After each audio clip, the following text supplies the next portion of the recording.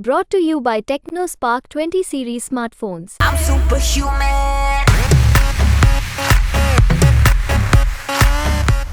दिल्ली की आबकारी नीति घोटाला और उससे जुड़े धन शोधन के मामले में 8वीं चार्जशीट यानी एक मुख्य चार्जशीट और उसके साथ 7 अतिरिक्त पूरक चार्जशीट दाखिल करने पर अब राउज एवेन्यू कोर्ट ने संज्ञान ले लिया है। राउज एवेन्यू कोर्ट में आज संज्ञान लेते हुए बहस की शुरुआत हो गई है और अब इस मामले में बहस थोड़ी ही देर चल पाई। इसके बाद फिर बहस अब मंगलवार के लिए टल गई है। आज लेकिन जो बहस हुई है सोमवार को, उस बहस के दौरान ईडी ने ये बताया है कि चैरियट मीडिया के कर्मचारी प्रिंस कुमार उसको हवाला के जरिए 16 लाख रुपए भुगतान किया गया।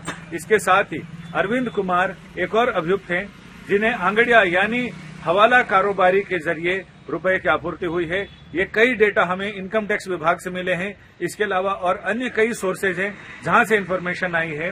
थोड़ी ही देर सुनवाई चली, फिर के कविता का मामला आया और इस पर कोर्ट ने सुनवाई अगले दिन के लिए मुलतवी कर दी है, यानी अब मंगलवार को आगे सुनवाई होगी। लेकिन ये देखना दिलचस्प है कि इस मामले में सूत्रों के मुताबिक यानी ईडी के सूत्र ये बता रहे हैं कि इस 7वीं पूरक चार्जशीट में आम आदमी पार्टी और अरविंद केजरीवाल इनके नाम भी हैं। अब ये देखना दिलचस्प होगा कि उनके खिलाफ सबूत क्या क्या हैं और किन आधार पर ईडी के वकील ये साबित करने में कामयाब रहते हैं या फिर अदालत को ये समझाने में, ये बताने में कामयाब रहते हैं कि इसमें अरविंद केजरीवाल की भूमिका क्या है और आम आदमी पार्टी को अपराध की जो कमाई है उससे क्या आय हुई है और उसका क्या इस्तेमाल किया गया है।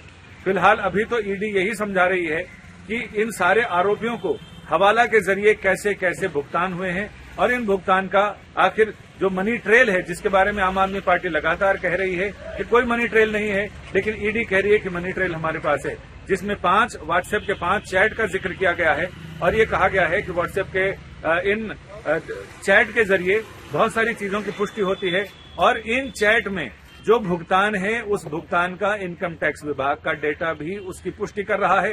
इसके अलावा बाकी अन्य स्रोत हैं, वहां से भी इसकी पुष्टि हो रही है। आगे क्या क्या खुलासा होता है ये हम आपको बताते रहेंगे।